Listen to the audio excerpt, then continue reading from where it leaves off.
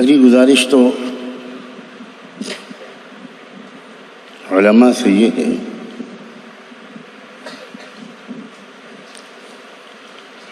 کہ وہ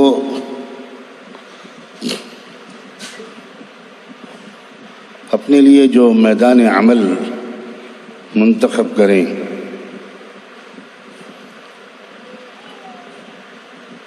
اور جن موضوعات پر گفتگو کا فیصلہ کریں وہ بہت سوچ سمجھ کر کریں۔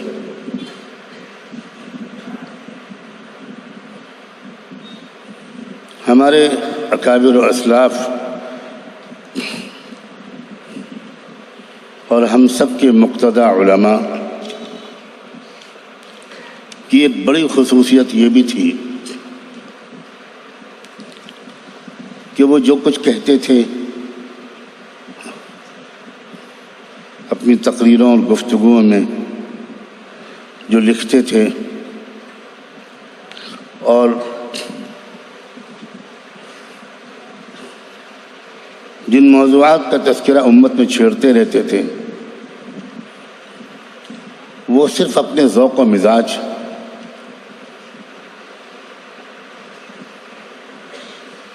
کے ماتحت نہیں ہوتا تھا، وہ امت کی ضرورت پر نظر رکھتے تھے، وہ زمانے کی نبض پر انگلی رکھتے تھے اور اس کے حساب سے بوقت ضرورت اپنی ترجیحات بدلتے رہتے تھے۔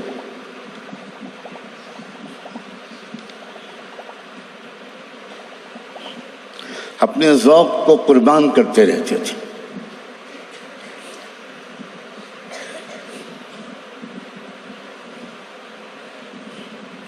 ہم سب جانتے ہیں کہ ایک دور وہ تھا جب کہ ہمارے عظیم علماء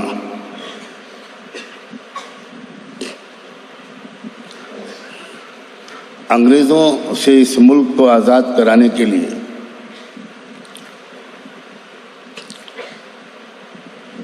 ہتھیار اٹھائے ہوئے تھے۔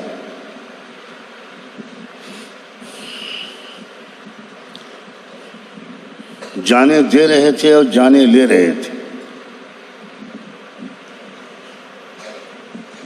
مسلح جد و جہد ان کا اولین میدان بنا ہوا تھا، لیکن ایک وقت آیا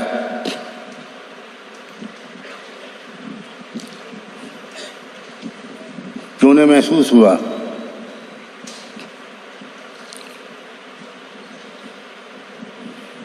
کہ ہماری کوششوں کا اولین میدان اس وقت یہ نہیں ہونا چاہیے، اللہ کی منشا کچھ اور ہے،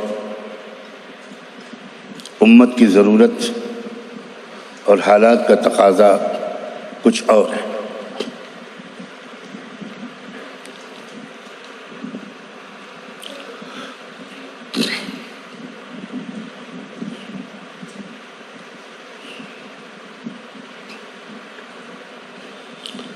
تو انہوں نے ایک دم اپنی میدان عمل کو بدل دیا۔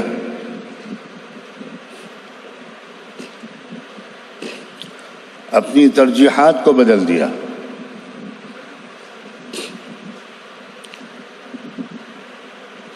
یہ بہت بڑا فیصلہ تھا، آسان فیصلہ نہیں ہوا کرتا یہ۔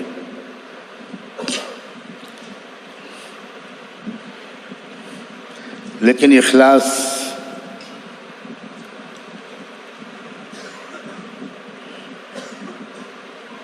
صرف اللہ کی رضا کی طلب اور صرف امت کی خیر خواہی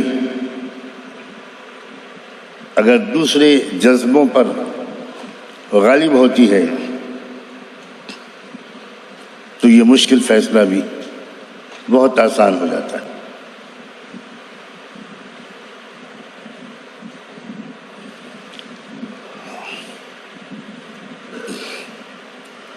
حضرت شاہ ولی اللہ رحمۃ اللہ علیہ کے مقام سے کم علماء واقف ہیں۔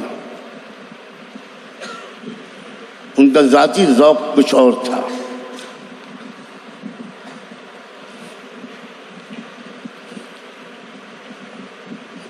ان کا کتاب و سنت کا، قرآن و حدیث کا، مقاصد شریعت کا فہم اتنا گہرا تھا اور اتنا وسیع تھا، اور تمام فقہی مذاہب پر، مسالک پر اور ان کی دلیلوں پر ان کی اتنی گہری نظر تھی کہ وہ اپنے لیے اس بات کو ضروری نہیں سمجھتے تھے کہ وہ کسی ایک مسلک کی پابندی کرے.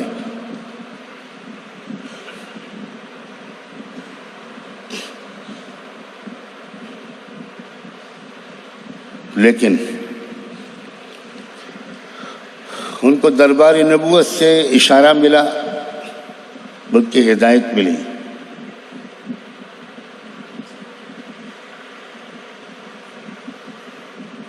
کہ تمہیں کچھ بہت اور کاموں کے لیے اللہ نے، بہت اہم کاموں کے لیے چنا ہے.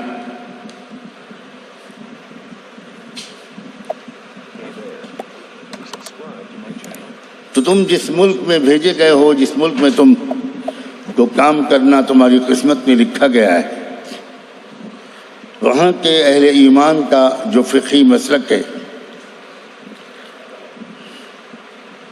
اسی پر چلو، ورنہ انتشار و اختلاف ہوگا. اور جو بڑے کام تم سے ہم کرانا چاہتے ہیں، تم سے لینا چاہتے ہیں، وہ کام نہیں ہو پائیں گے. حضرت شاہ ولی اللہ رحمۃ اللہ علیہ نے اپنے ذاتی ذوق کو فوراً قربان کیا، فوراً بدلا اور ہدایت پر عمل کیا.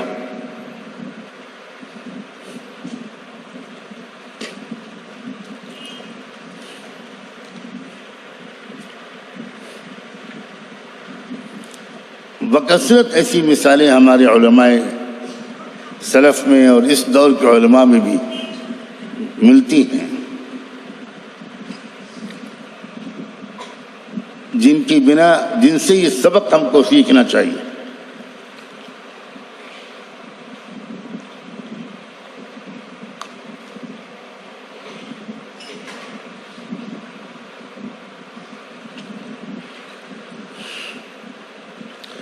اس لیے جو علماء اللہ کی توفیق سے اس کی استعداد و صلاحیت رکھتے ہیں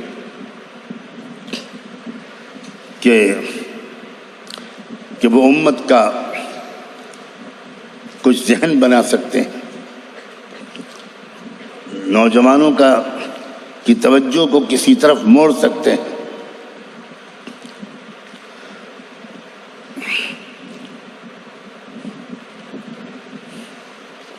ان کی خدمت میں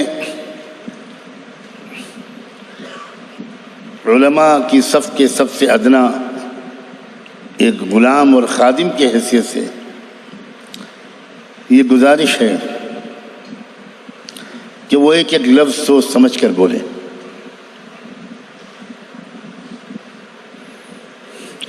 خوب غور کریں کہ اس دور کی اصل ضرورتیں کیا ہیں. ضرورت نمبر 1 کیا ہے؟ ضرورت نمبر 2 کیا ہے؟ زمانے کے حالات اور چیلنجز کیا ہیں؟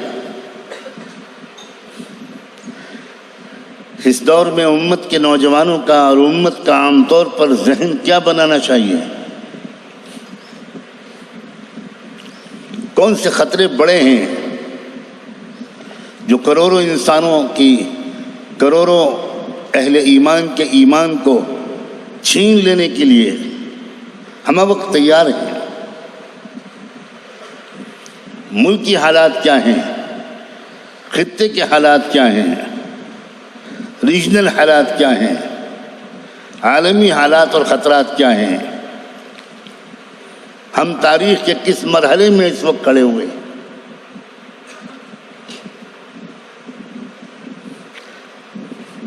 کس طرف آگے بڑھ رہے ہیں.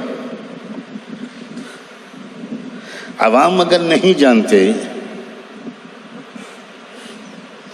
تو کوئی تعجب کی بات نہیں، لیکن علماء،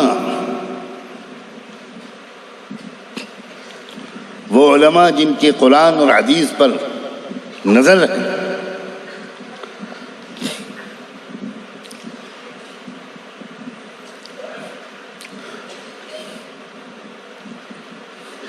ان سے زیادہ کوئی نہیں سمجھ سکتا کہ اب ہم آئندہ ہمارے اوپر کیا حالات آنے والے ہیں.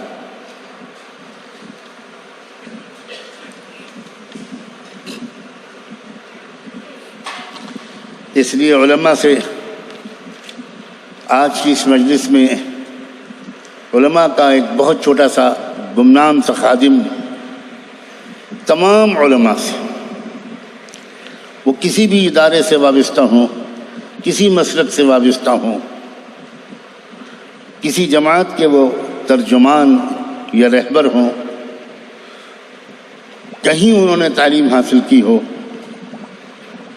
جس کو اللہ تعالیٰ نے یہ مقام دیا ہے کہ وہ ایک مسجد کے نمازیوں کی رہبری کر رہا ہے، ایک محلے کے مقتدیوں کی رہبری کر رہا ہے، یا اس سے آگے بڑھ کر